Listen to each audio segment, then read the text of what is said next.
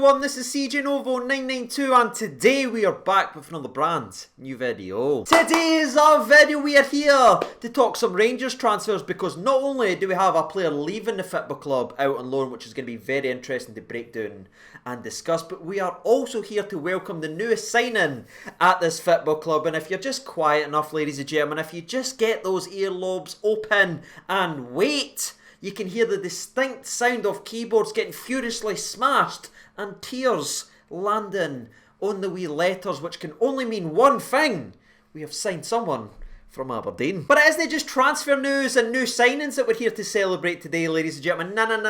Nah. Before we carry on with the rest of the transfer related video, there is one other thing that I would like to celebrate, and that's starting off with me saying to you, thank you for all your support, because we have now reached over 46,000 subscribers, ladies and gentlemen. That is mental, and I know we always talk about the 55k dream, and that's obviously the goal of one day hoping that we can somehow reach that marker, but it never ever gets lost on me, and I never take for granted that you guys take time out your day to sit here and talk about Rangers things with me. So now that we've reached 46,000 subscribers, there was no way I was letting that pass or go by without saying thank you from me to thee, because I really appreciate you all supporting our channel. But to business then, shall we? And I think we'll start today's video off by speaking about the newest signing, because I can imagine there's a lot of people clicking on today's video to share their opinions on it, want to know more about the laddie, even though we did make a video 2 weeks ago on Scott Wright based on comments like this,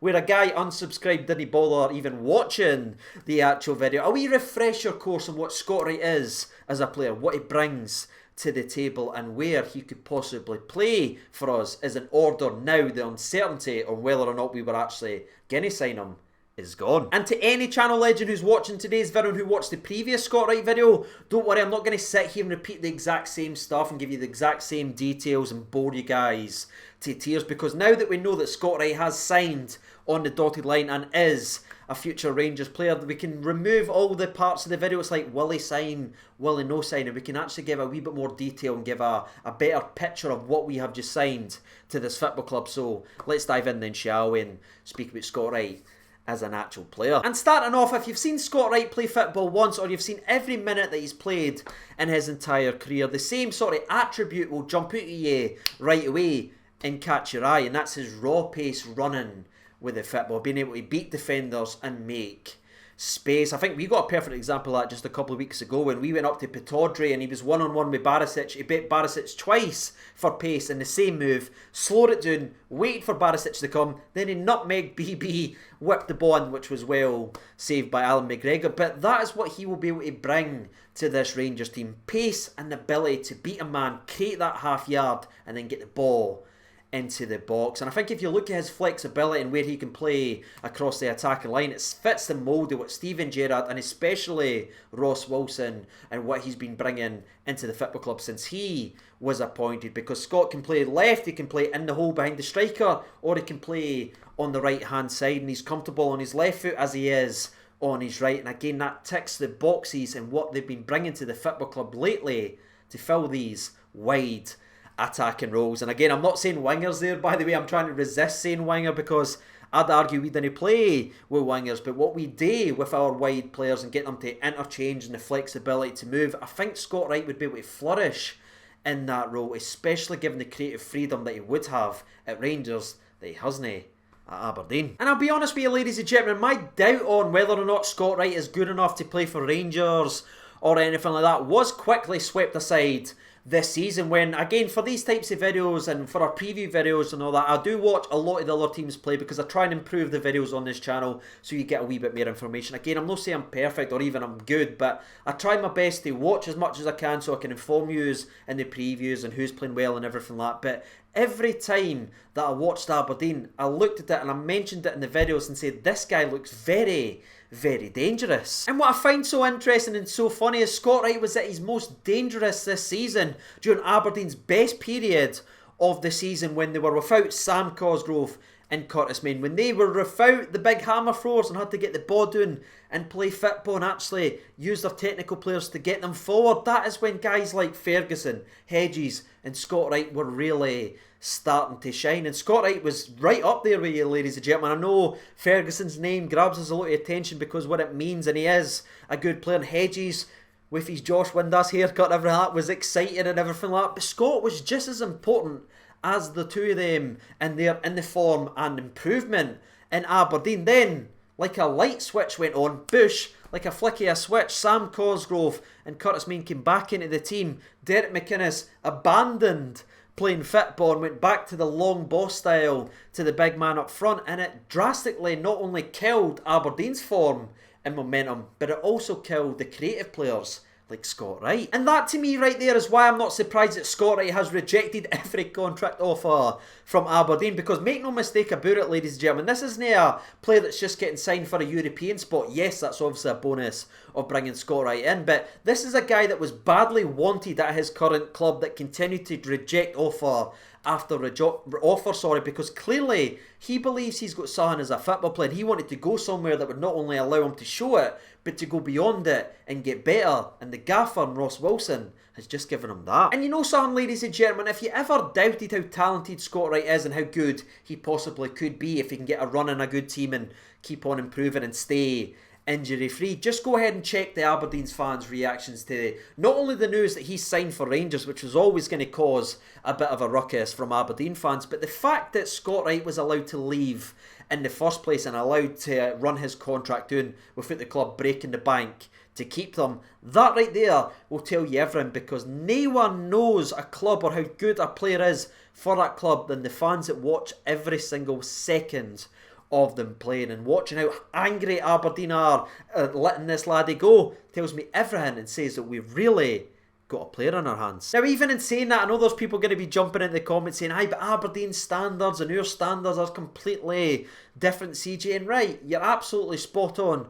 Completely agree, but we can't always just judge players on where they're actually playing, because good players will only get better with playing with better players, and there's going to be a big jump in quality coming from that Aberdeen setup to where he is in Rangers. But clearly the gaffer and Ross Wilson, who's been absolutely spot on with his signings, just look at what he's brought in since he came in about a year and a bit ago. They clearly believe that this guy can make the leap and make the jump. And hell, if he's half as good as the last player we signed for Aberdeen, I'll be a happy guy. And with us kind of broken down what type of player this man actually is, this is usually part of the transition and we break down the stats and numbers and every statistic under the sun. But as we did that a couple of weeks ago, I'm not going to sit and bore you with the exact same number. So instead, all I'll do is tell you what you need to know at this current point in time. In all competitions so far this season, Scott Wright has played 18 games. He has 2 goals and he has 5 assists, which again isn't holy crap, my hat's about to fall off how good those numbers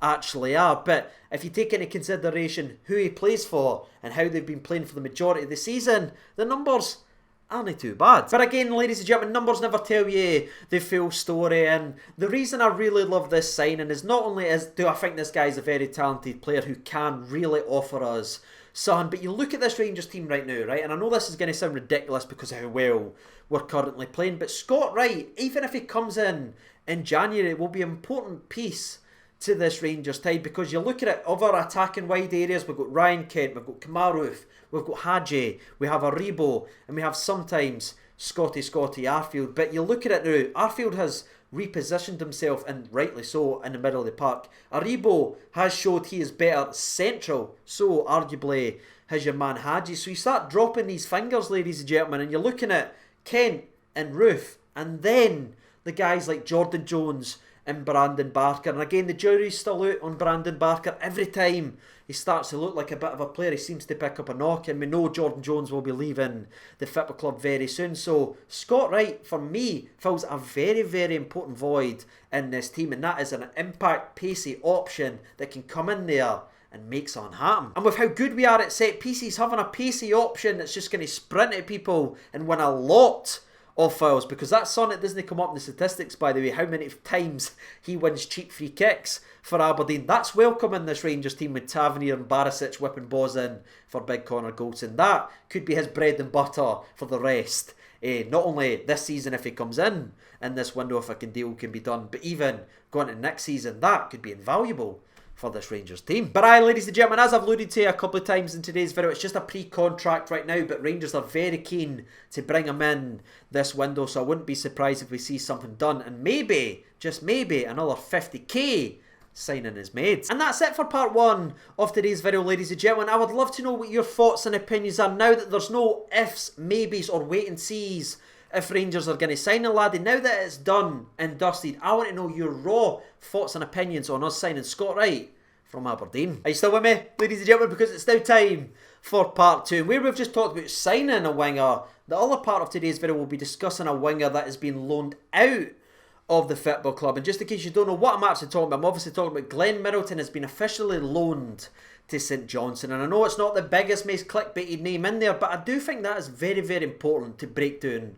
and discuss, because this is a laddie with all the tools in the old shed, but it's not quite clicked for him over the last 18 months. Because remember, this is the same guy who scored big goals and got vital assists during the first season under Steven Gerrard. This is a guy that scored versus Spartak Moscow in the Europa League group stages, ladies and gentlemen, and put a man of the match performance in that game, where a game that a lot of people remember for a boo yes offside. But again, Glenn Middleton's performance in that was absolutely outstanding, but he's been kind of stuck in the mud and he's not been able to break through or be given an opportunity to go ahead and play. Right off the top of my head, he's only had 2 appearances in the last little while for Steven Gerrard, and both of them was replacement in for the left back position, which isn't going to help this kid's development at all. But this loan for me gets me very, very excited, because this is the exact type of loan that I think fits this kid to an absolute T. Because you look at it, what does Glenn Middleton bring to the table? It is pace, and it's the instinct to get wide and cross it. He's not a Scott Wright that's going to cut in and make things happen and interchange or anything like that. That's just not what Glenn Middleton is. Glenn Middleton is an old-fashioned Neil McCann-esque. Again, I'm not saying he's anywhere near Neil McCann, but he's the type of let's get wide and put the ball into the mix. And there's some space for that in the modern day football, in my opinion, still. And what St Johnstone are, especially going forward, what they are best in, what they bring to the table is getting the ball out wide and whipping the ball into Hendry, May or Kane. That, to me, spells a recipe for absolute success for Glenn Middleton. And I really wanted to touch on it in today's video. It's not going to be as long as the Scott Wright one or anything like that. I know he's a youth player majority of the time, but I just think there is something special in that laddie, and I just wanted to mention it to everyone watching today's video. Look out for Glenn Middleton. This is a young bear that's still trying. He's hit highs, he's went through lows, now he's just trying to get back playing football to find that consistency to hopefully pull on the Rangers shirt again. So I just wanted to wrap up today's video by saying best of luck to Glenn Middleton. I'll be pulling for you, big man. I'll be watching your games and hoping you go back to the Middleton Hings very, very soon. But with all that being said, ladies and gentlemen, boys and girls, that is us finished with today's video. Hopefully you did enjoy it enough to be hitting a like button and share your opinions down there in the comment section below. But as always, before I wrap up today's video, 2 massive thank yous. 1, thank you so much for helping the channel reach 46,000 subscribers, and 2, thank you for taking the time of your day to sit here and talk about Rangers things with me. I greatly, greatly appreciate it. Take care of yourselves, everyone. I'll see you in the next video. All the best, and bye-bye.